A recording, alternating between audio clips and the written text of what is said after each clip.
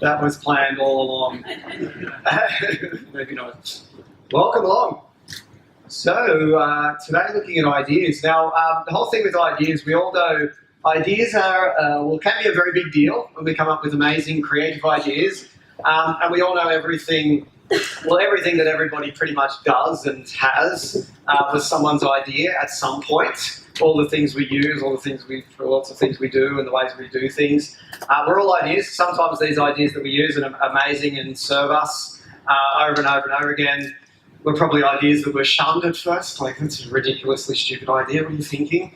And then catches on and people see how amazingly well they can serve us.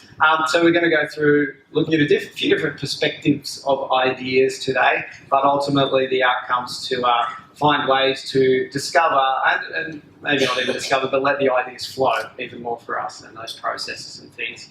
So, and obviously Vivid is an amazing place to share this topic, and this is actually the first time that Christo and I talk about this publicly, a framework that we use internally, because normally we talk about marketing and branding, but because it's Vivid, and for me personally, obviously you can hear I'm not I am an Aussie now, but I'm also a foreigner, and for me, you can tell, for me, this festival here Vivid is one of my favorite festivals ever. And we have good festivals in Switzerland, but this is one of my all-time favorite festivals. And of course, it's about celebrating ideas. So we thought it would be really cool to share our way of creating ideas. And we use this framework, of course, when we come up with marketing ideas or when we build brands for businesses, it's a framework that we use. So now the good thing about ideas is that you can train your idea muscle. And we'll share with you quite a few different frameworks that we use to train the brain. I even did an exercise this morning. I do one every single morning to just get better at coming up with ideas really quickly. And I'll share with you a little bit later how to do that. So the good news is that there are things that you can do for your brain, just like any muscle. You know, if you go to the gym and you want to get a strong, what is this, biceps or whatever? guns. If you want a gun like Christo, super guns. If you want to look like Christo with big guns, then you would go to the gym. And it's the same with your brain. If you want a big brain gun, then you can do that. And that's what we're going to do today. Are you guys excited? Yeah, I'm super excited. I'm also a little bit nervous. Normally I don't get nervous anymore, but it's Vivid and it's really it means a lot to me to be at Vivid. Now we also have a hashtag, and we've actually got our social media ninja Kira in the house from all the way from California back there. Ow. Ow, ow. And she will be so happy if we can use a hashtag today, hashtag basic bananas. And if you take photos or if you want to tweet something, if you can do that, and then she will be engaging probably even throughout the session. Now, what we'll do now is we have this framework that has 3 phases, and so three different stages, and we're going to go through them now. So the first stage is all about how to generate ideas, and then the second stage we will look at how do you know, because not every idea is a good idea. There are really bad ideas. I was just thinking yesterday, can I share a really bad idea with you? And then I didn't want to bag anyone, but these segues, the segues. They're so bad. They're so silly. Sharknado. I just thought of one too. Sharknado, the movie. I don't even know that. Never get into that series, but it's bad. Sharks in tornadoes. Okay. Oh yeah. I think we can shut on this. So there are good ideas and bad ideas. So in the second phase, we will look at how do you know, how do you evaluate your own ideas, and then in the last phase, we look at how do you sell your ideas. Because a lot of you, of course, some of you are entrepreneurs, some of you are professionals, some of you are just lifestyle masters. So we have all sorts of people here. But when you have a good idea, it doesn't help sometimes, but if just we know about it. So we're going to share how can you sell it, how can you get people to buy into your idea, because that's when things can really start to take off for you. No matter so this framework can be used if you want to advance your career, or if you want to grow a business, or if you want to invent something. It's all the same, but we need to be able to sell the idea also. So the first phase, as I mentioned before, is to conceive ideas. So how do we create ideas? And we're going to share with you 8 different things to do that. Oh, I just missed the photo opportunity. Damn. So we're going to share with you 8 things that you can do, that we do, to come up with ideas. And the first one is to become an observer of things. And this is actually something right now, I'm a little bit in a phase of my life right now where I'm practicing to be more of this, where I'm practicing to be more of an observer, because I think it's quite easy for a lot of us to be the doers and doing and even talking. You know, when you go to a dinner party, I'm definitely not the quietest one, as you maybe can already tell.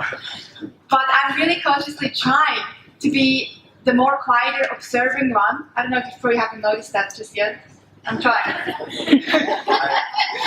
I hadn't registered that. But the reason why is when you start observing at dinner parties or even just observing how people are acting, the body language, what they're doing, sometimes you can learn a lot. And you can get inspired with ideas just from observing. So I'll give you one example.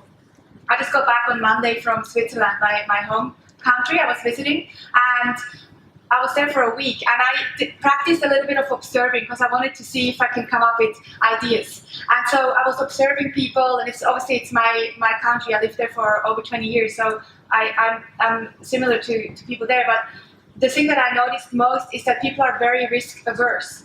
People are very sort of not very spontaneous. Not everyone, of course, but they're quite risk averse. It's always like, did you make sure you packed your umbrella? And things like that. I'm like, Mom, I just said with my Mom, I don't need my umbrella. Yeah, but it might rain. Yeah, but I might get wet. Yeah, but that's not so good. You might get sick. So it's very sort of risk averse. And so just observing that in amongst Swiss people, I thought, you know what could be a really good book to write?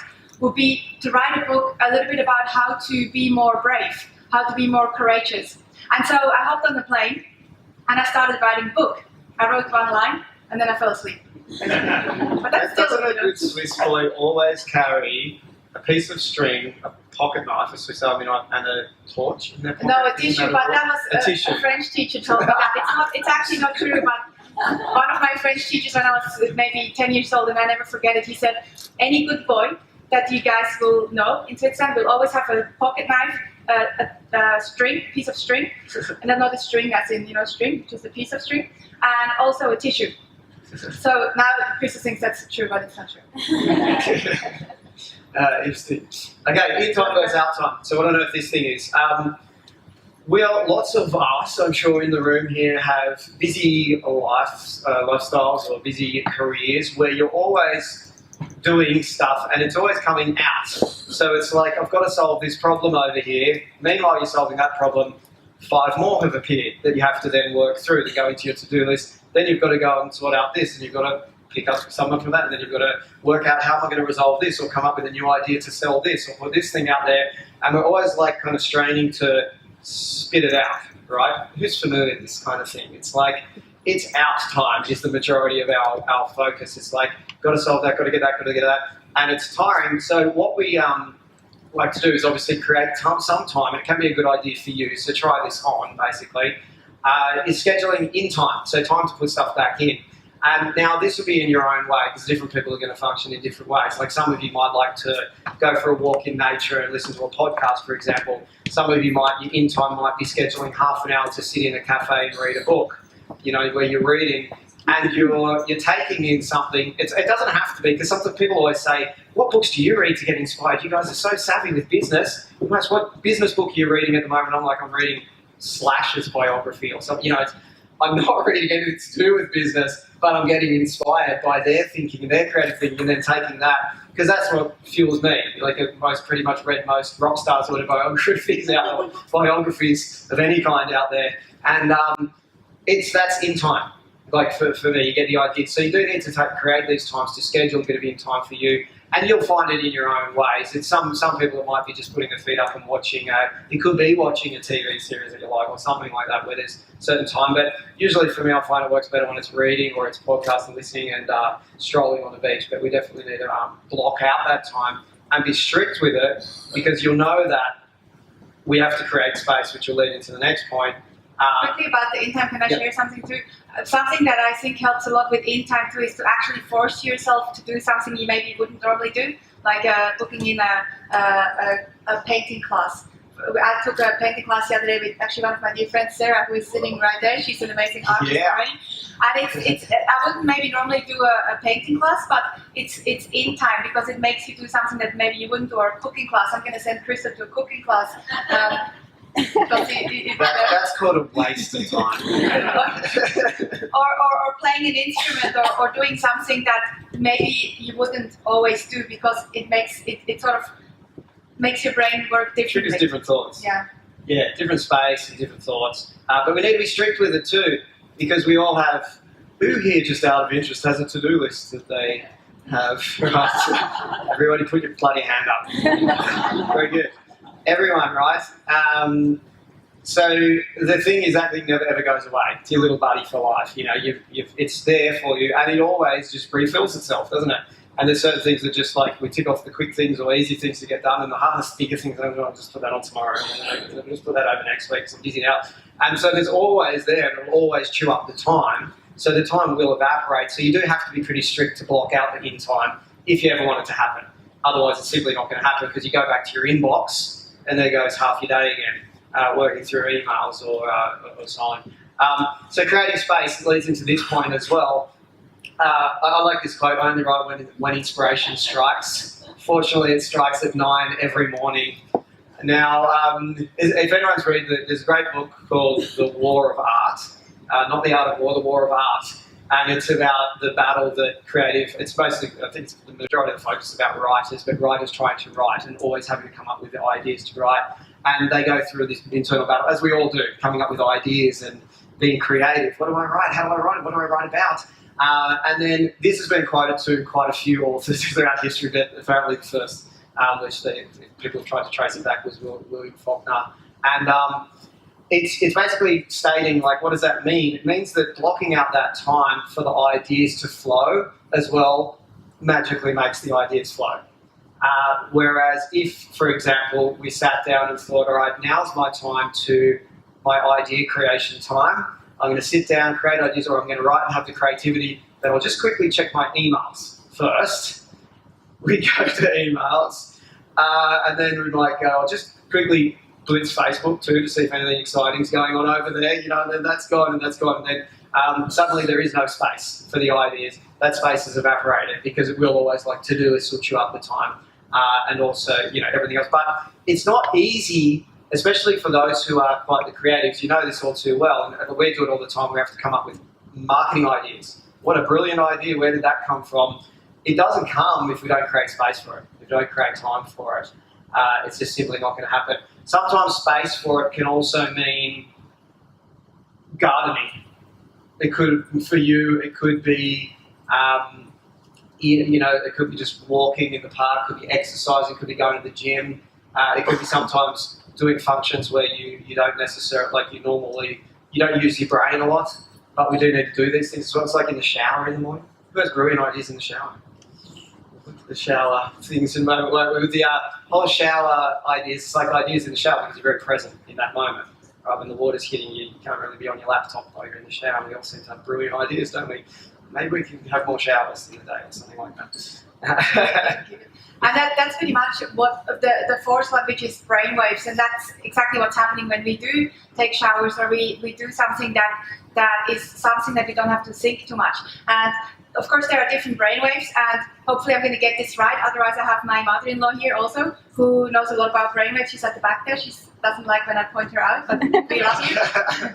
Christo's mom. And she is a meditation teacher, so she knows a lot more about brainwaves than I do. But when it comes to creativity, there are 4 types of brainwaves. So normally, right now, I'm in the beta brainwave, and that's when I'm active, when I'm thinking, when I don't have time right now to come up with ideas because I'm focused on doing something. So it's sort of a high activity state. Then the next one is the alpha brainwave, and that's where ideas can start to come up, where we are more relaxed. And it's the same, when you're doing something right now. Because I'm in beta, if I forget something that I wanted to say, if I could maybe relax my brain, and you can do this obviously through breathing, meditation, training your brain, then usually it comes back. Or when you want to say something and you forget, because you try so hard to think about it. When you stop thinking about it, it will come. It's because the brain comes into this state that is more has less frequency. That's the alpha. And then the next one, which is even better for the ideas to flow, where we can really tap into idea flow, is the setup. Is that how you pronounce this word? Setup? The TH, I can't say any of these TH words.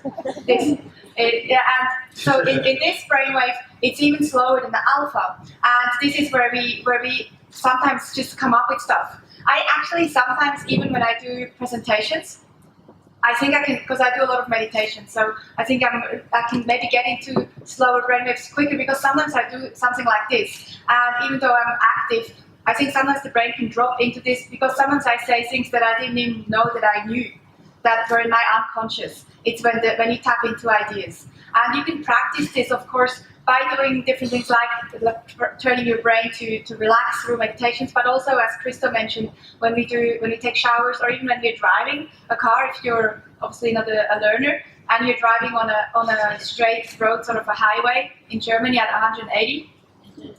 I had a German friend come to Switzerland just last week to visit me, and she was complaining about the Swiss roads. She said, I can only drive 130 here, it's so boring. She said it's so much easier to drive 180 than 130. So when you're on a highway and you're driving straight for half an hour, you sometimes get into this brainwave because you don't have to think too much what you're doing. So sometimes even driving a car. I've heard an interview with the lady from Spanx. What's her name again? Sarah Blakely, I think. Is that correct? Yeah, Sarah Blakely. She said often she just hops into a car in the morning to think, because driving becomes sort of a task where you don't have to think too much if it's not a windy sort of crazy road somewhere, a mountain road. And so you can do activities like that. For me, I get a lot of ideas when I sit in the water. So we surf a lot, and it's because I have not much to think about. It's just you're surrounded by water, you're not distracted. Or walking, a lot of people have get into this state of idea flow when they're walking, or as Christo mentioned, gardening or cooking. So find your own way to get into that state where your brain is so relaxed. This is the state where you start daydreaming. This is the state where sometimes you do something and then you suddenly the last 5 minutes just pass and you don't even remember what just happened. You weren't sleeping, you were still in a waking state, but that's a state to be in where ideas can come about.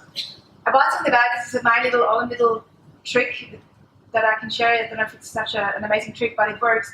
Because we fly a lot, I often, the first sort of half an hour or an hour of sitting on the plane, I just sometimes just sit and think.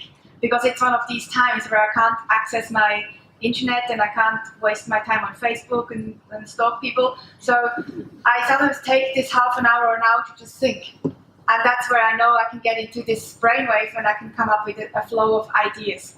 Ideas I might never use, but it's still practicing my idea muscle.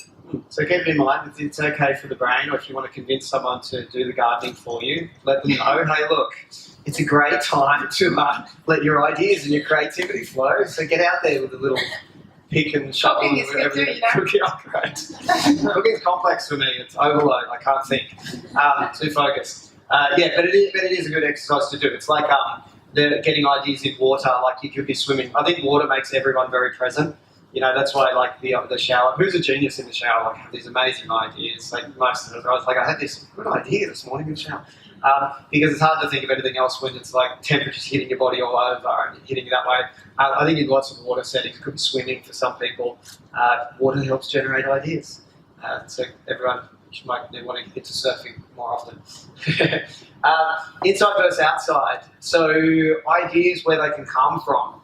Sometimes it might be within your space, whatever that space is. Sometimes it can be looking at another industry or an outside perspective to bring that idea across. So we see this in lots of different settings and lots of different areas. But you could look at a completely different industry to yours or area to yours and think, how could we apply that across in our space? This is a great way to look for things or to come up with creative new ideas.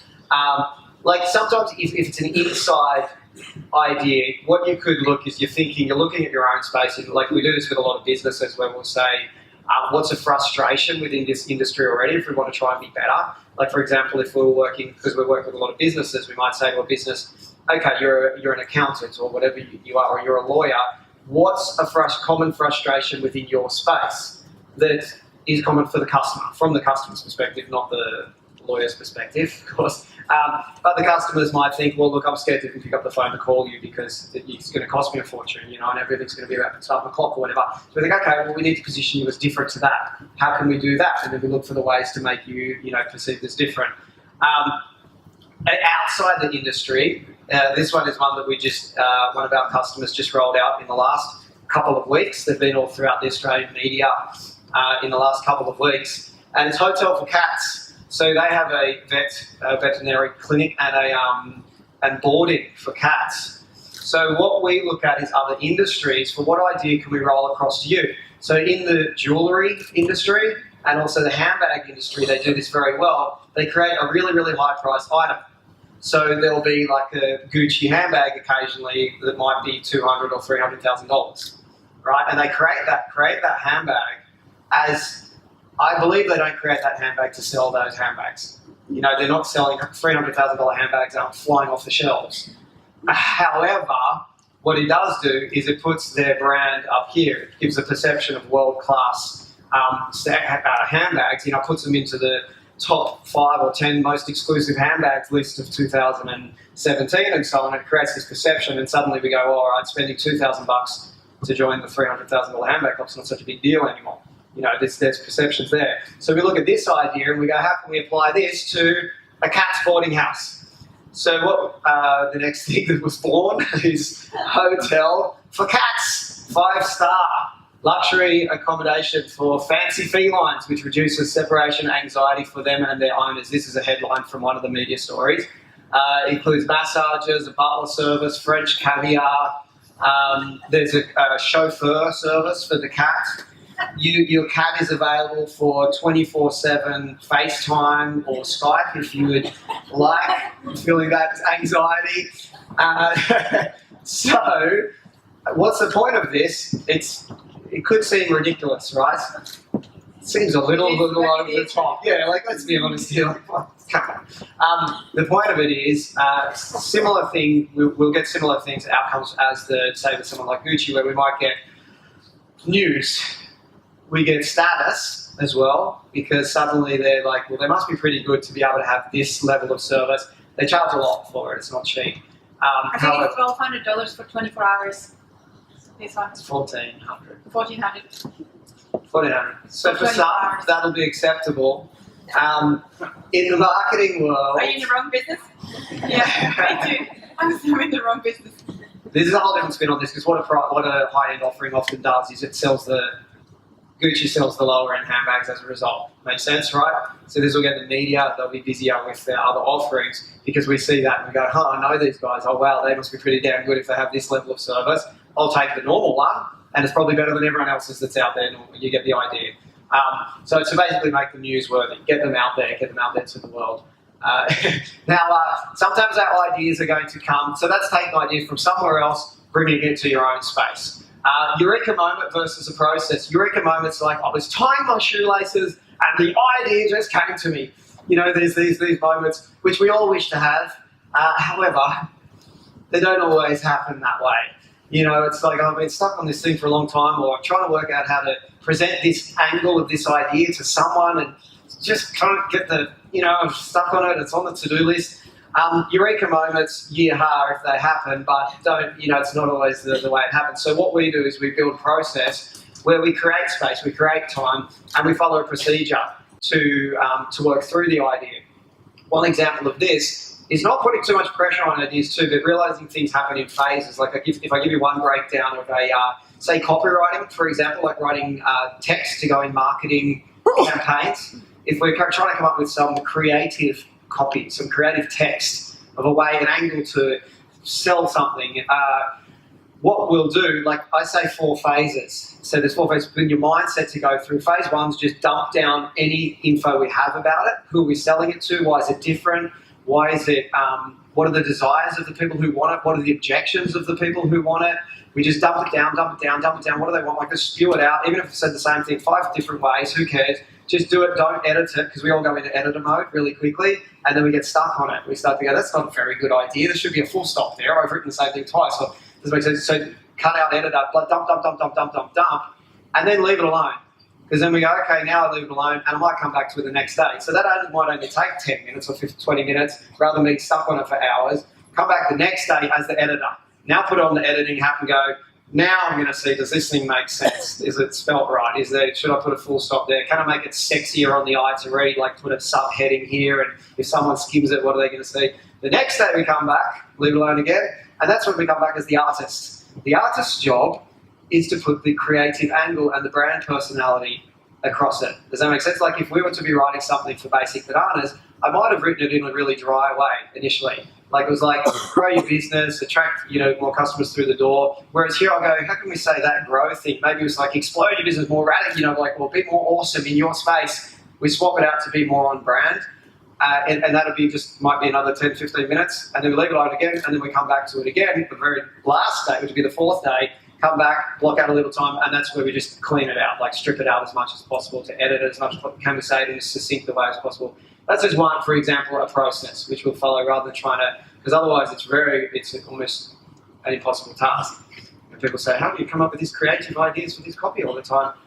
Well, we just work through the process and give it space. Don't get stuck on it over and over. I think people also sometimes bash themselves up a little bit because they think, yeah, but why don't I just have this $1 million idea, or why can't I just come up with this incredible idea right now? And even like something like a Google, they didn't just come up with that idea. It was a different idea in the beginning, and then it changed, and then it changed again, and then it changed again, and it sort of, I think the word is reiterations. And also, if you want a more of a wanky sort of business word, sometimes you have to pivot an idea. In business talk, sometimes you say, you do something, you go, but why is this business not working? And maybe it's just because it is an okay idea, but maybe it needs to change slightly to make it really great. But people often give up before they try to change it, or they bang their head against the wall because they think, yeah, but it has to work from the beginning. So I think it's giving yourself also a little bit permission that it's not like that. Yeah. Now, this is something we see a lot, obviously, and recognise this, you recognise this within yourselves as well. There are seasons to everything, and there are seasons to our ideas when our ideas flow more than others. So each day, for each individual, it might be completely different. Like some of you might have your most creative ideas between the hours of midnight and 2 a.m. It's while you're on the dance floor down here. Or some of us might have the ideas first thing in the morning. So it's a good idea to start to recognise within ourselves when are the seasons of our most energetic, like our mind's most active and creative. When is that throughout the day for you? Because it will be different for different people. And keep space in those times. Because if that time is always chewed up with watching the news, or that time's always chewed up with clearing your inbox in the first 2 hours of the day, and that's when your mind's the most active, and then you go into the afternoon slump, and that's when you're not really creative and thinking up these ideas and so on, it's going to be a lot harder to make it ever happen. It's like we missed the window, right? The season passed. Once again, you've missed the seasons past, and now you're back into little mini winter in the afternoon. We've got to wait for tomorrow spring again.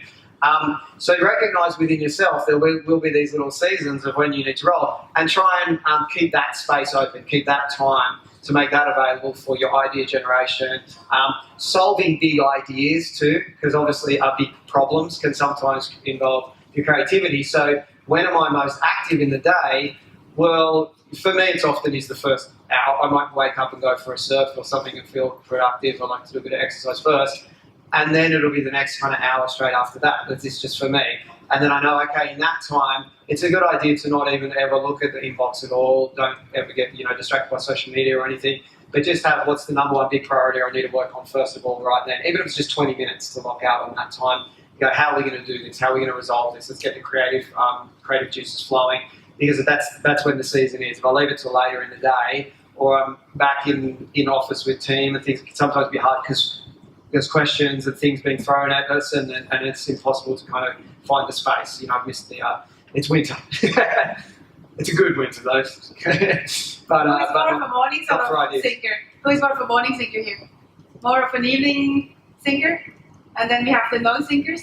One little trick that I use for that works for me. I'm a morning person. So right now, actually this week, I'm trying something, but I think it's because also I have jet lag. But there's something called the 5 a.m. club. where you get up at 5 every morning, and then for the first sort of 2-3 hours, you don't do any social media, you don't look at emails, you don't do anything, you just work on something. So this week, for the last 3 mornings, I've been getting up at 5. Also because I've been waking up at probably 4, and so it's for me. I know also my team knows, all the team that is here, that I don't usually take meetings before midday, because in the morning is my time when I can think, when my brain is quite good at coming up with ideas, and then in the afternoon not so much. So I don't like taking meetings where you talk about the weather and things too much in the morning, but they can come in the afternoon. But it also, I think for workplaces too, was something that we do at Basic Finance is we have a little bit of gliding times. I don't know if there's an English word. We haven't found one yet. Sliding times. It's sort of a German Swiss word. It's like sliding times where we say you only have to be at the workplace between 10 and 4, and then you can choose if you want to come in for the morning people, if they want to come in early and leave at 4, or if they want to come in at 10 and then leave a little bit later. And I think every workplace should do that, and it's coming. It's coming more and more, because not everyone works the same way. So I think more and more workplaces are actually becoming more flexible. We try. Another thing we do is to, like, it comes and goes this one in phase, but the things we've implemented and then see they phase off after a while. But keeping periods of time, like the morning, say the hours between 10 and 12, the first 45 minutes of each hour is silent time. So it's quiet time because people can work through their bigger, heavy tasks. And then the last 15 minutes of the hour, if you're going to distract someone, you do it in the last 15 minutes. So, between 10 and 10:45, no distractions.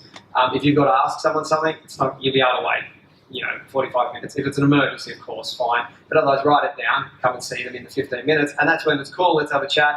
And then, okay, it's 11, back to quiet time, another 45 minutes focus time on that for that 45. Because it gives everyone that space to work through the bigger things without distractions. Yeah, and now we have a silence room too. But unfortunately, I'm using it a little bit, so people just know I'm just going to come in anyway. But we have one room which we call the silence room, which means if someone is in there, we try not to go and disturb them. And yellow headphones. Get bright yellow headphones, or at any time of day. If you don't want to be distracted, put the bright yellow headphones on. That means I'm focusing. Leave me alone. Now, the last one when it comes to conceiving ideas, which is my favorite thing to do, is training the idea muscle, as I mentioned before. Now, I'm going to share with you 4 exercises that you can apply. The first one is finding alternate uses of something. So sometimes we actually do this exercise in a team meeting. So every Friday we have team lunch. Sometimes we say, hey, let's do this quickly to all train our muscles. So I'm going to do this with you right now. And the best alternate uses will get a copy of Perception. We actually spoke about this topic 2 years ago here. Was it 2 years ago? Yeah, 2 years ago. So I'll give someone, maybe 2 people, a copy of Perception if they have a good alternate use of. So how this exercise works is you take anything. You can take a glass of water, and I'm going to ask you, what else could this be used for? What else? A candle? Yeah, a candle holder. Yeah, I'll give you a book because you spoke up first. Very good. And you got really cute purple hair, I like it. What else can this be used for? A vase? Yeah, a vase. Let's see if I have one more creative idea. Down the back there. Yeah, there, and then there. Cookie cutter. Say again? A cookie cutter. A cookie cutter. That's pretty good. Yeah, what else? Yes. A super tiny fish bowl. I thought that too. When I thought about it, I thought it could be a fish bowl. Super tiny fish bowl. Yeah, what else? I had one here and here. Turn it upside down. What can you do with it? Turn upside down? As a stand for something. Oh, it's a stand, yeah. That's alright. This is good. This is one more here and then here. Did you have your hand up? What? A fish bowl? What's a terrarium? Oh, plants, okay. You were going to say the same, and there, one more. Okay, that was sick. You didn't even make it. An instrument. An instrument, of course. Sarah, do you want me to plug our band? We have a band called Salty Lips. If you want to check us out, this is our singer there. I'm so glad you're here. She will come and perform after. Then I have one more here and then one more over there, and then we vote. Rolling pin. A rolling pin? Oh. Yes. One last one. A pen and pencil holder? A flotation safety device, you could turn it upside down. he always says that with every tool that we do this with. So, which one do you think was quite the best one? I reckon the cookie. I would have chosen cookie color too. So that's one exercise. You can do this. You can do this with anything. You can do this with a book. What else can you use this for? Toilet paper, whatever else. Yeah. Cookie color was at the back there somewhere, wasn't it? Yeah. Can you pass this back for me? I won't be able to show it. So you can do this with anything. You can take any object, and you can do this as a little exercise even with your team. If you have a team or you work in a team, why don't you suggest that? Because you smartify the whole team. And I think the smarter your team, the smarter, of course, your work, the smarter your company. The next one is use your other hand. Who does that? Who sometimes uses the other? So if you're right-handed, you use your left hand. Who does that sometimes? Yeah, I do it sometimes in the morning. I brush my teeth, but then I get frustrated because it takes too long, and then I stop. But it's even writing with your wrong hand or the other hand. So just doing things with the other hand is a really good way again to sort of rewire your brain to come up with different ideas than normally. Now this one is the one that this is my favorite one, and I got this idea from a guy called James Altucher. James Altucher, he's got a podcast also in his name, James Altucher, an American guy, and I learned this technique from him, and I do it every morning. I've been doing it for about 18 months, and how it works is like this. You can do it in the evening too. For me, the morning is where I am productive. So I wake up, and I usually take a quick meditation, and then I do this. And what I do is I think of anything, any topic. I'll give you an example in a minute, and I come up with 10 ideas. I have a file in Evernote, and I just write something down, an idea, a topic, and then I come up with 10 ideas. I don't stop until I've written down 10 ideas. So I could think, okay, how can we make a hire car company better? And then I come up with 10 ideas. This morning I woke up and I did it, and I wrote down, how can I make today, this vivid presentation, even better?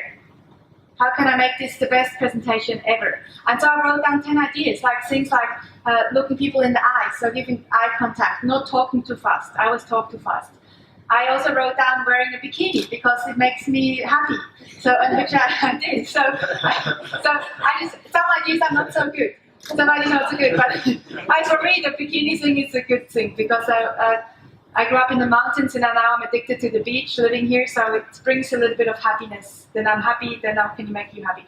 So I wrote down 10 things that I can do today to make this even better. And then tomorrow I might wake up and I might go, how can we make maybe chairs better? How can we make them better? And then I come up with ideas. Maybe the chairs could have a button on there that plays music, anything. A chair that maybe adapts to your butt, it sort of has a thing that makes your butt comfortable. Some ideas, as I said, are bad ideas, and it's okay. That's pretty good, that one. You're going to start a business, a chair business? Adaptable butt chairs. You can do this on your own. So usually I even just delete the 10 ideas. It doesn't even matter. But sometimes I take a client business and I write down 10 ideas for them, and then I might even send them 2 ideas that I thought were pretty good. But when you do this, I've really noticed this, when you do this exercise, I can come up with ideas really quickly. When there's a problem, a challenge, or something that I need to solve, bang, there's always a solution because you can train it. James actually says when he does it every day apparently, he feels like his life upgrades every 6 months. Every 6 months it's like, whoa, it's like it gets better and better and better.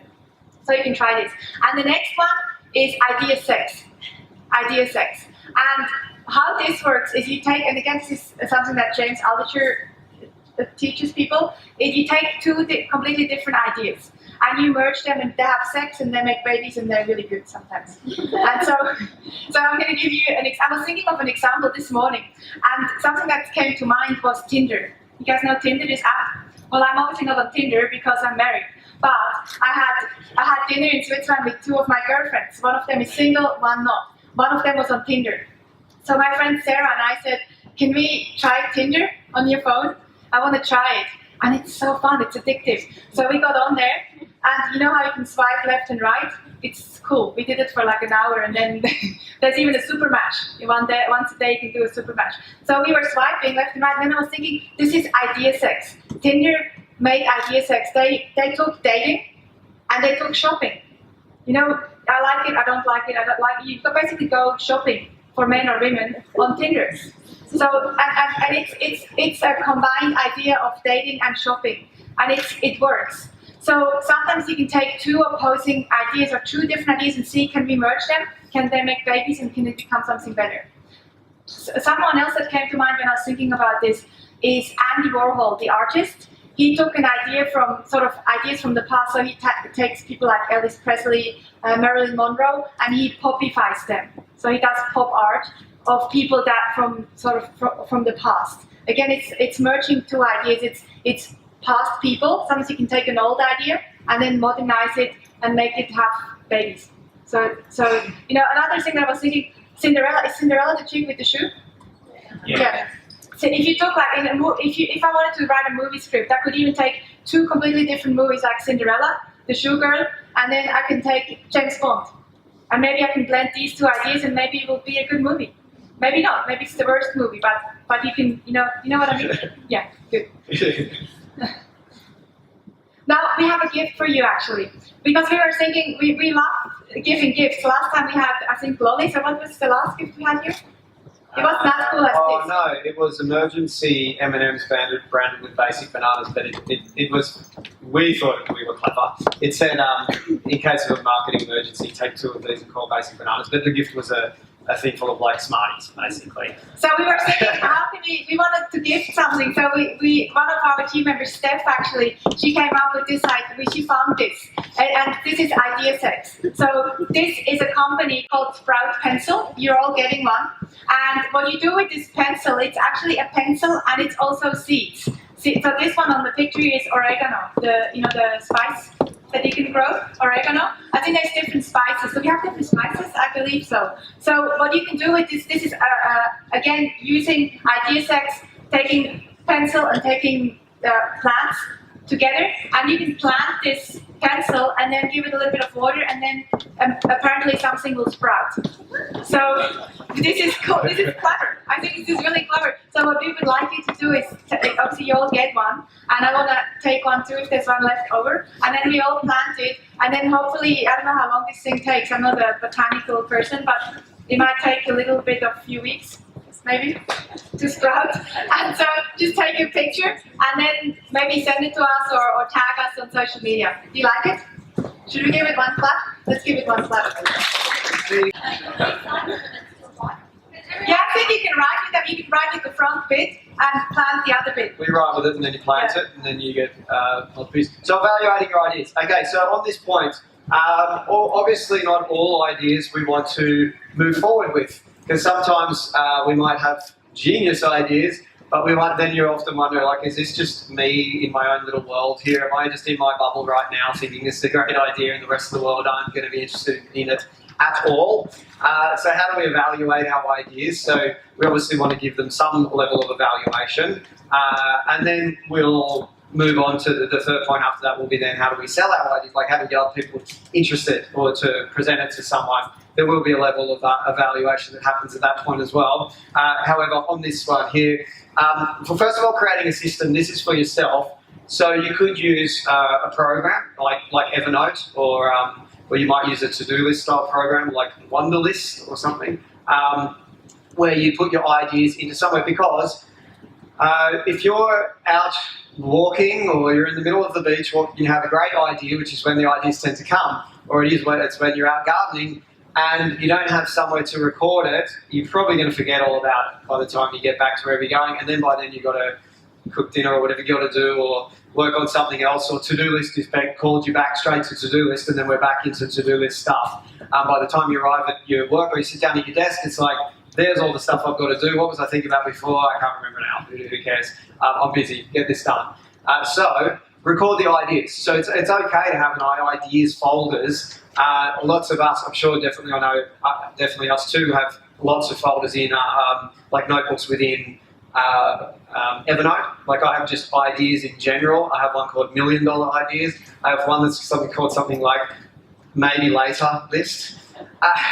And then there are... There's one called bad ideas too. It's never any bad idea, just an idea. Then there's, within areas, there's like pages, whatever you call it, within like notes. So there'll be a notebook called Basic Bananas, our main business, and then there might be products within Basic Bananas, or like programs we offer. Within those, there'll be ideas for that. So if I have an idea, it's like, okay, where do I need to put it? It's in the ideas page for that, or improvements ideas for that.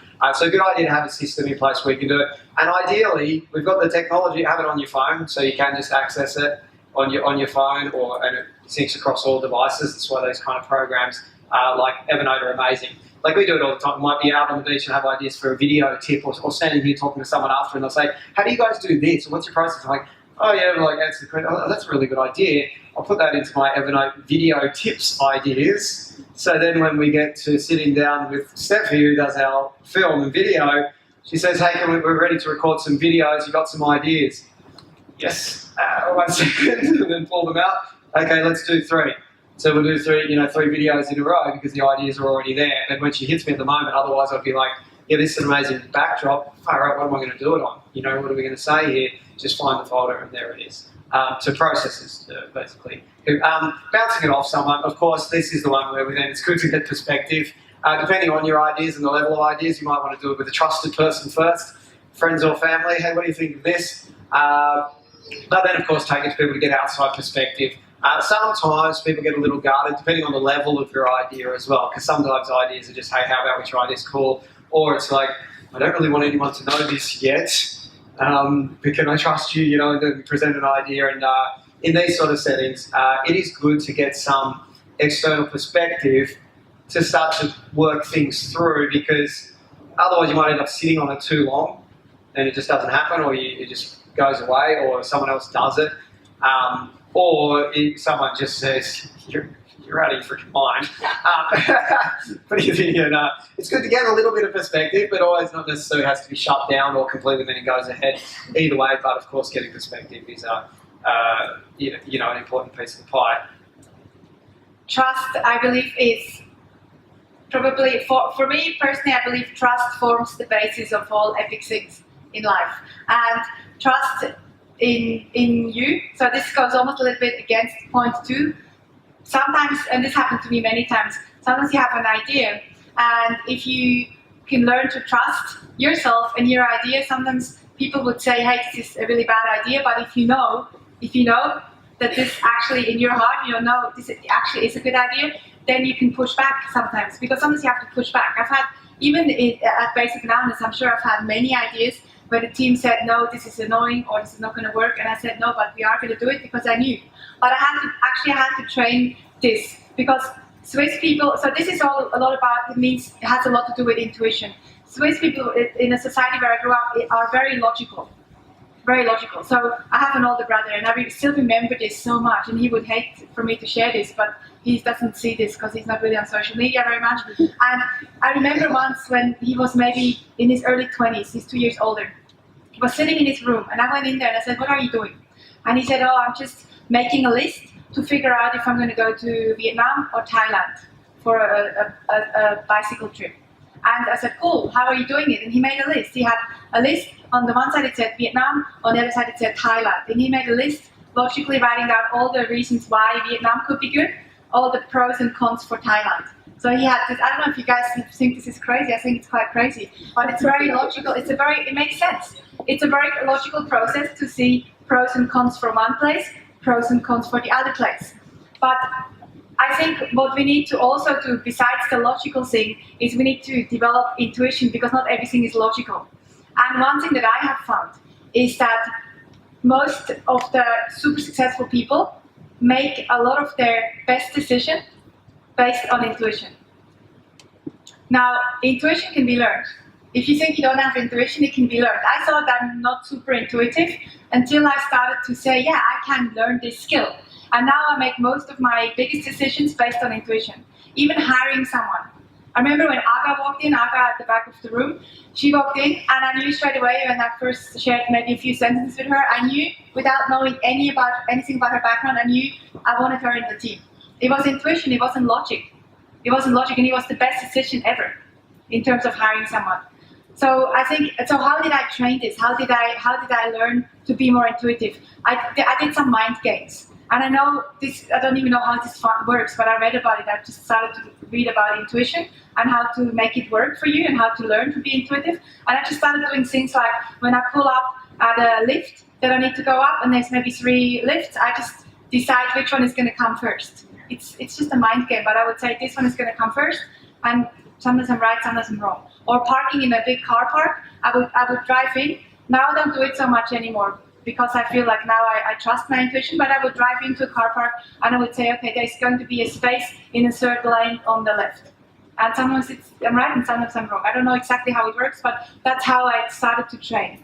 And I think if you can train our intuition, our trust muscle, we can really be so much quicker at filtering out good and bad ideas. You can be much quicker to say, this is a really good idea, this not so much. And then you just trust, and sometimes you have to push back.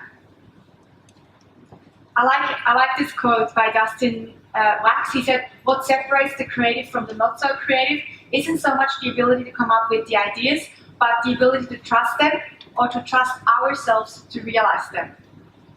Often that's what can hold us back to actually realize an idea, is trust.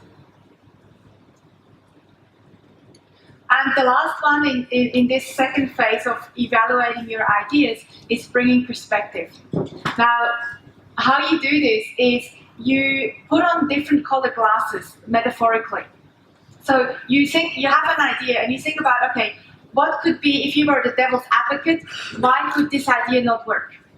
Why could this idea not work? And then you might put on a different colored glasses, again metaphorically, and you might think, if I was the biggest optimist in the world, why is this idea going to rip so hard that everyone is going to be jealous? And then you might put on different glasses and you might put on more the factual glasses and you might think, okay, what are all the facts and figures? Maybe some historical data, maybe some just details about why this idea could work or not work. So because you already naturally, you have a way of thinking. And so my way of thinking is always positive. So everything is always super, rainbow and unicorns. So sometimes I have to, when I have an idea, I have to think, okay, but what if there is no rainbows or unicorns? What could go wrong? And that sometimes helps evaluate whether an idea is going to be implemented or not. Does this make sense? Can I get a little Good. Now the third part, and this is also a very exciting part to do, is to actually find out how to sell your ideas and also how to implement them. So let's have a look at the first way to do that. Tools. These are just some funny little tools that are sometimes fun to play with. But when it comes time to selling things, you come up with your own titles and things. We always want to be creative. But for example, this one's a little website that does titles, and this one does slogans. So, for example, if I put into this website, they're just free tools you can play with to have and give you a little bit of perspective. But say I put into title maker accountant, it might say something like the three amazing things you never knew your accountant could do. Like it'd come like a headline. It'd give you a headline idea using that word. Whereas this one, slogan, might say something like, Did you think about the same that I just told about? Was it text? Shit? I said because I put in shit. I put the slogan said, we got the good shit. Yeah, well, it's actually pretty good. Shit or something, the number one shit around yeah, or something like that. Or something like that. Yeah, but it'd be something like that. It'd be something like the red hot accountants that don't take no for an answer, or the things achieve results or something. So it gives you, it's almost like a tagline generator, and this one's pretty fun to play with. So you could have a little fiddle there with that one, because obviously we've got to work out how we sell the thing. So how we're going to actually present it to the world to sell it. So now we move into sales phase. How am I going to present the idea at this meeting on Friday or whatever setting you're going to be at, and it is time to sell. Like you have to sell the ideas. Otherwise, it could be simply a waste of time or something that just doesn't eventuate, even though it could be an amazing idea in the first place. Who knows someone who is really good at making things really complicated? At your work, maybe your team, everyone. And do you think that's exciting to talk to these people? No, they're annoying. Yeah. They're annoying. Sometimes you speak to someone for 10 minutes and they're trying to tell you something, and then you can and then you can summarize it in one sentence. So what you mean is that you're hungry. It's annoying. And it's also annoying when you need to sell an idea. It's super annoying. So I love this quote actually by Albert Einstein. Genius is making complex ideas simple, not making simple ideas complex. I think he has another one even. He says something like, any fool can make ideas complex, but only geniuses can make it simple. So when we need to sell an idea or present it or get people on board, we need to try and simplify for people to just get it, because as you all saw before, most people don't enjoy the conversations where someone is trying to make something super complex. I really get a little bit annoyed with this when it comes to marketing people and marketing things, because marketing is it is an art, but it's not that complex. And when business owners come and they say, someone told me this is so hard, it's not. It's just someone trying to use fancy words to make themselves look good. So we need to, sometimes a good test, actually I think Christo uses this, talks about this test sometimes. If you can share an idea with a 3-year-old or a 4-year-old and they understand it, then you've been able to explain it in a good way. If they go, I have no clue what you're talking about, then it's probably not simplified enough. So it's a good test. Maybe you can borrow a 3 or 4-year-old. My friend Sarah has some really beautiful kids, so I usually get to borrow them. And the third way, did you want to add something? No, I was just going to say, yeah, sometimes as people, it's like we're too smart for our own good, because sometimes you're presenting an idea and you know all about the ins and outs and the fancy words we use day to day without ever realising it. However, the person you're communicating it to might not. So it's got to obviously be understood by them in terms of benefits, of course. And then, of course, the third way to sell an idea and to get people to like your idea and to support you is it's all about marketing. And I could talk about this for hours because I'm really passionate about it. But what I do want to share is that marketing is not about taking an idea or a product or a service and what's the word, ramming it down someone's throat. Is that the expression? Yeah. It's not that. I can only see it visually. I can't, it's like, it's not that. It's about using language and tools and visuals that attract people. It's about hitting the right pain points or pleasure points for people to pay attention. And it's the same for an idea. It's not about going to someone and saying, hey, I got this $1 million idea and we're going to do it. My idea is the best. It's about knowing how does this person think and how do I know what pain points or pleasure points this person has so I can make it attractive to them. I'll give you an example so you know what I mean. One of our companies, it's a new company, it's only 18 months old, it's called Ocean Lovers. And at Ocean Lovers, it started as an idea, of course, like anything. Kira's on the team is really excited because Kira's on the photo there looking all hot. This is in San Diego, us doing Love the rubber gloves. Yeah, super excited about the rubber gloves. This is us doing a cleanup, we're not like doing an operation or anything. And so what we do here is, it started with an idea. We weren't really sure what we were going to do other than raising awareness for our oceans and keeping our oceans clean. But we also have products now. But one of the things that we do is we have this ambassador program, and Julie at the back is our head ambassador. So she's orchestrating different people around the globe that want to be ambassadors to do what? To pick up other people's crap. Now, how do you make that exciting?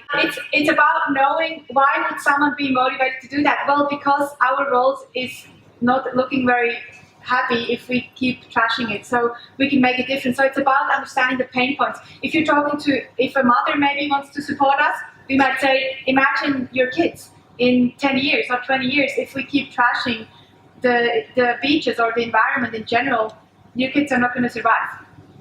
Maybe not that strong, the language, but you know what I mean. You find the right pain points and the right pleasure points to use, rather than saying, hey, go pick up someone's trash. You got to market this in a way that people want it. And we've managed to do it in a way that people are generous about doing this and supporting us in making a difference here. So it's about using the right words, the right imagery to sell your idea. The right emotions. The angle of it's Ocean Lovers, obviously, as well. So you can see the idea of picking up rubbish will, let's say, appeal to people who are ocean lovers as well, even through the name and the branding. It's going to make, well, I love the ocean and I'm a lover of clean beaches and waters and things. So you're kind of getting my interest through that as well, which sparks and gets people on board. And then look at them, look how much fun they're having. It actually was fun. Who would not want to pick up some rubbish with those two? You know what was the beautiful thing more than anything? This was our first one in San Diego last year, I believe. That was last year, I think. And the most beautiful thing, and I think why this is a great idea, is because as we were doing it, so many people walked past just to say thank you. Just say thank you. I know some of you might think, well, they could just help you. But even just that's what my mom said. My mom is Swiss. She's like, why the fuck don't they just help you? It's like, either way, it's just the awareness. It's just it makes them aware. They see some people picking up trash. Hopefully next time they won't trash, because they will hopefully think that some people will have to pick it up for them. So anyway, I get really passionate about this. Yes, so first of all, for yourself, you've got to get clear on why it's a good idea. Because we might just think, oh, look, this is brilliant, great idea I've got here, but then getting clear on the why. So why might be future generations having a clean beach and so on, a clean environment. Also, there's part of being a part of something there, where it's like we're part of making a bigger difference. Like with something like Ocean Lovers, it's like, yeah, we can go and do a little beach cleanup, but just going up and picking up someone else's rubbish that they were too lazy to pick up at my local beach and then going home and that's it. It doesn't sound that inspiring. However, if we're part of a kind of a movement of a lot of people doing it, that sounds pretty cool suddenly. Yeah, hey, well, let's make a difference, and I'm part of making this big impact. So that's all like with that little itty bitty idea, it's sort of to amplify to get it out that way, which helps get more and more on board. So we've got to get clear on whatever the idea is that we're looking to present, get clear on why it's a good idea. This one, so we're well and truly across and may have seen. However, just an example of an idea which was released, which maybe wasn't sold too well. So in 2002, Bill Gates released a great idea, the tablet. And it's super cool. Now, a guy like him saying super cool in the first place doesn't really fit. So it's almost like, when you say something's cool too, it's suddenly actually not cool anymore. There's certain ways to market things. It's like we know in saying, like, if we're helping a fashion brand market themselves and they want to be like a cool fashion brand, do not ever say the word cool in any of your marketing material. So the minute that you say super cool hoodies for, hip teens or something, well, that is just so uncool now. You've just taken away any chance you had of being cool. So first of all, he's marketing cool, but it's maybe not the cool, but maybe the angle could have been a little different. And which is interesting why what happened here. Obviously, the world didn't care. Came and went, the idea. Isn't that interesting? Then someone else released a handheld computer in 2010, and suddenly the world cared. Billions in sales every quarter. If you look at their quarters, the most recently reported quarter was the end of last year, last 3 months, they did 3.8 billion in sales for that device. And it's a handheld computer. They obviously market things a bit different, like they're why everyone gets clear on about marketing, creativity, and innovation in tech. But maybe if, I don't know, if Bill Gates had said, look, it's not cool, but it's the smartest little genius machine, like taking an angle where, like, kind of IT guy fits to be selling, it might have caught on a little bit better. So we need to be clear on the why, first of all, to get us, because we might have looked at that as well in the first place, that handheld PC, and thought, why the hell would I want to carry my work with me, all the time, or lug around a computer, like, all the time? When it's like I've got my work at home, I've got it at the desk, I've got everything there. Why on earth would I need this thing and want to even carry it around with me? Because it wasn't sold to us, basically, on what we could do with it even. You get the idea.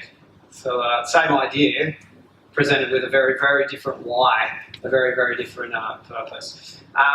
What we want to do too is look for angles to make it talk about it. So we say, if you want the world to talk about you, you've got to give them something to say. Everything in terms of, especially working with hundreds of different businesses through Basic Bananas. Who knows what Basic Bananas is in the room? Hands up, who knows what Basic Bananas is? Who has no idea what Basic Bananas is? Hands up. Because we wouldn't put their hand up no matter what the hell I said. Got you this time. It's just probably half fast. Well, basically, that's the main way our main business. We're helping other businesses market themselves and become attractive and so on. So what we're always doing day in, day out is going, okay, here's your brand. We have to make it talk about it. We have to make, if you don't give the world anything to say, they're not going to say anything about it, right? And the same goes with our ideas. We try and make them different. It's like with businesses we work with. So if you want the media to talk about your business, well, you better bloody give them something to say. You know, they're not going to say, oh, another accountant just popped up in Circular Quay. There's the story.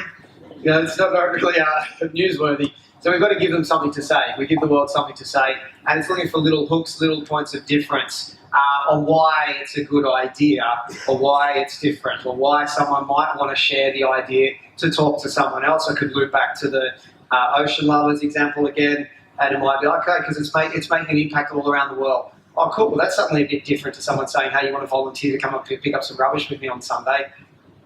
No bloody chance. You know, it's sort of like hooking you get the idea. Suddenly it's talking about it. Well, suddenly it's different. And I get the why. I see this bigger picture on it as well. Here's one little other example I just like to share. This guy here, Justin, they're actually based in Perth, and they own a cafe, and they do food walking tours. So with him, what we did to make him talk aboutable, newsworthy, is we followed the similar approach with the high-end product. He made a super expensive toasted sandwich. So the toast, that's it. Like it's a normal, I think it's even white bread, and it's like normal cheese, but he puts a couple of little key ingredients in it. And the headline, like Rich Toasty has $20 bites, and he got all this media for this expensive toasted sandwich because of one little key ingredient. Basically, they had their busiest day of trade ever in like 10 years plus of being in business, which flowed on to be a busy week, you know, busiest week ever. The point of it, once again, to make them talk about it, make them newsworthy. So a cafe, how do we make a cafe different? You know, how do we make a cafe newsworthy? How do we make a cafe talk aboutable when it's sort of selling the same stuff as everyone else, right? There's lots of things out there, especially in our world, businesses, most businesses that we work with that I look at and go, this is great, we'll be able to like crank this business up big time. They're usually actually the most kind of stock standard, almost straightforward, boring businesses are the ones that we see potential. It's like, oh great, you sell insurance? That's good. You know, this will be, we'll find an angle, but because everyone else in that space is so straight and so bland, we'll be able to make you pop really quickly. Plus, we know it's something that will continue to sell. You know, and there's plenty of opportunity out there for you. It's not going to go out of fashion next week. Like this is going to be brilliant. Like, it's going to have a huge impact here. It's like, not of course only those businesses, but there's always that. It's not that because everyone else does it and it's discovered already or that idea is done, doesn't mean there isn't potential to make it different. You get the idea. We can always make a rich toasty or do something. Tell a good story. I think it was the late Maya Angelou. Is that how you pronounce her name? Maya Angelou, do you know the writer? She just passed away, I think, last year. I think it was her who said, people will forget what you said. People will also forget what you did, but they won't forget how you made them feel.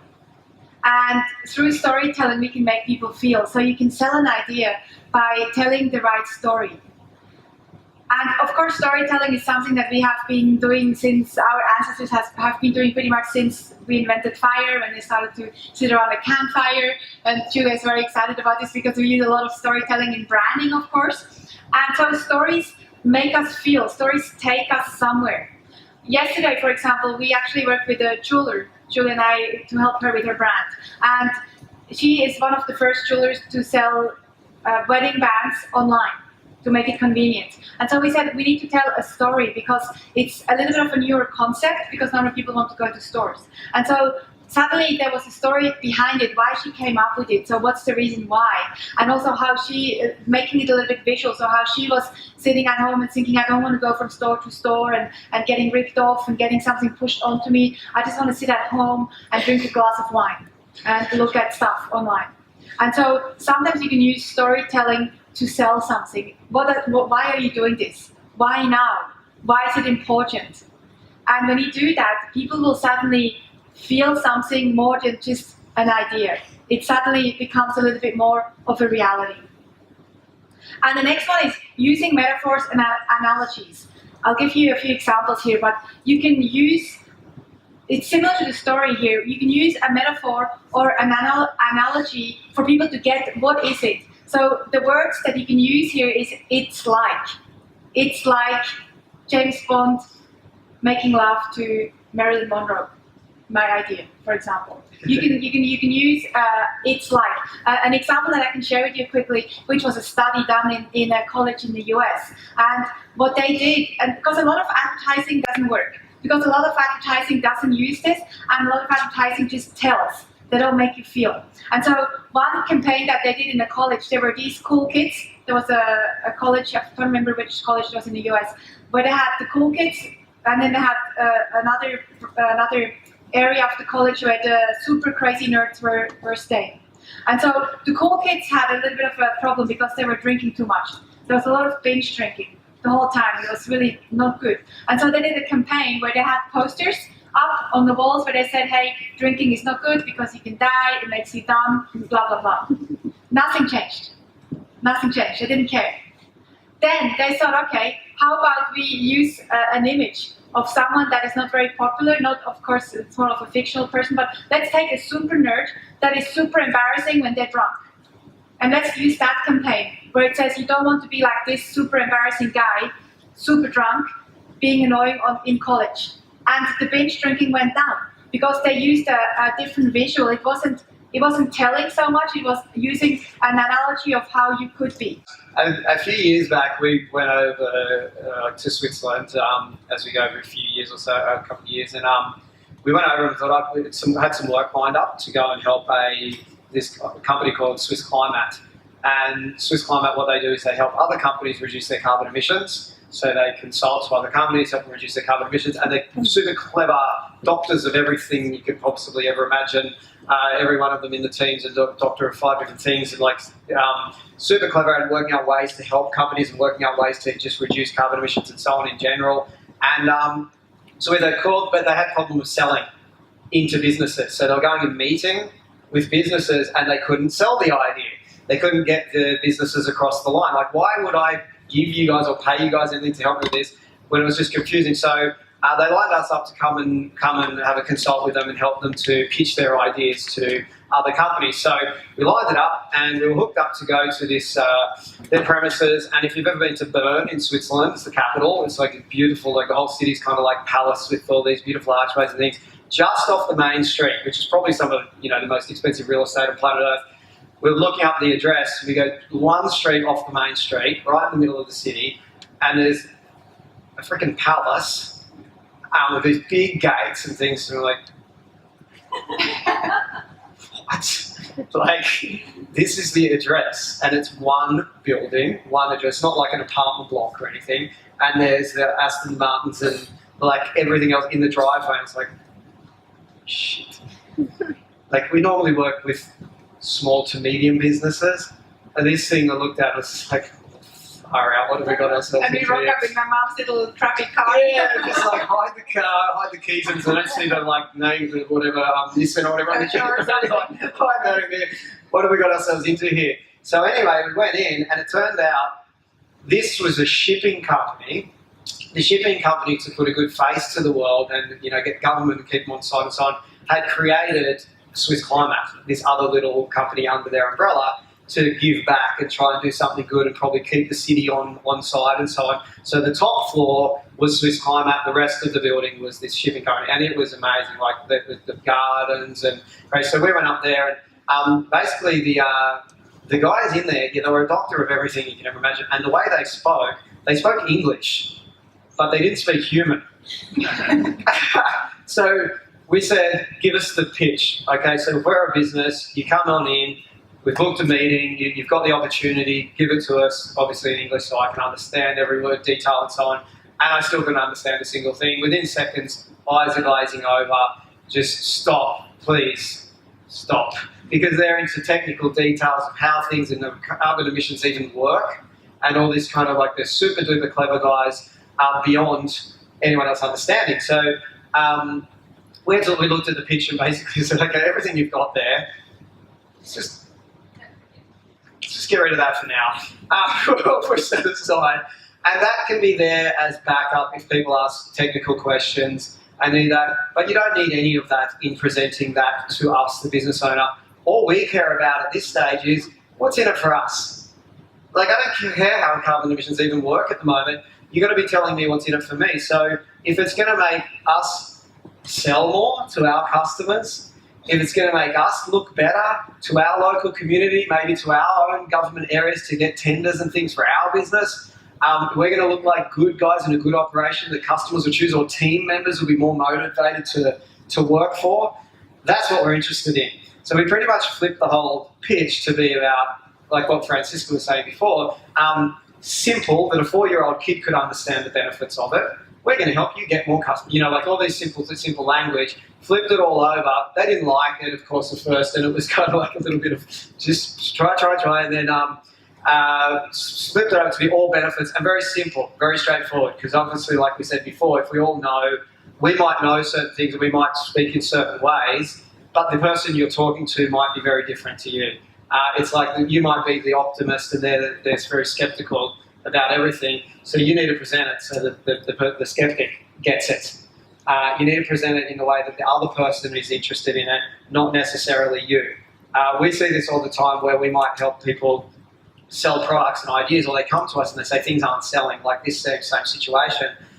And we'll say, well, that's, if we're really to be blunt, that's because you're telling them what you're excited about.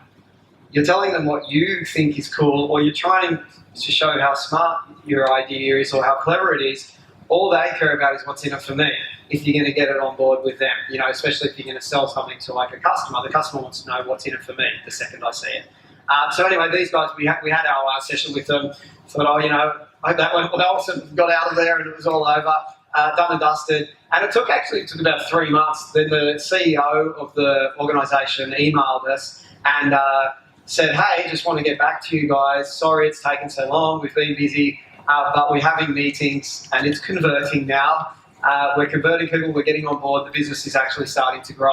It was like a complete shift of gears for them. And I just want to say thank you very much. It's like as soon as we put the paper, you know, because we help design a little presentation too to help them explain it and leave something with them. But like when we give the little presentation to people, they almost pretty much all join on now, you know, when we have a session. By flipping it over, understood by a 4-year-old, and in benefits to the person receiving the message, not just what we're excited to talk about. You guys get the idea. I think this is one of the best skills to have, even just for anything. If you want to get any idea across, you know, for example, I know if you know how people are motivated, I know Christo is motivated by surfing. So if I have an idea that I think, oh, he won't buy, if I can say, well, but if we do this, you might make more time for surfing. Or sometimes, if, you know, if there's a party somewhere. We're going to go to this conference in America. Oh, not again. We'll go via the Maldives. Oh, yes. or even something, it's just understanding what motivates someone. You know, sometimes maybe there's a party somewhere we're invited to and he's like, oh, can't be bothered. And if I say, but there will be food, then I know, okay, it's not a problem because at home there's not that much food because we both don't like cooking. So I know I can always say, hey, there will be food, and then he will want to go. Even if you have to drive for an hour. Find the angle. The last one is timing. Timing matters. And most people actually don't see this or don't know it or just ignore it. But timing of an idea matters. You know, I hear a lot of people talking about, you know, Kodak, how Kodak went under in 2012, and everyone always bashes them up and says, well, but they're such idiots, you know, in 1974 or something, they were 75. Details, not so many details. They invented the first digital camera. And so everyone is saying they're such idiots.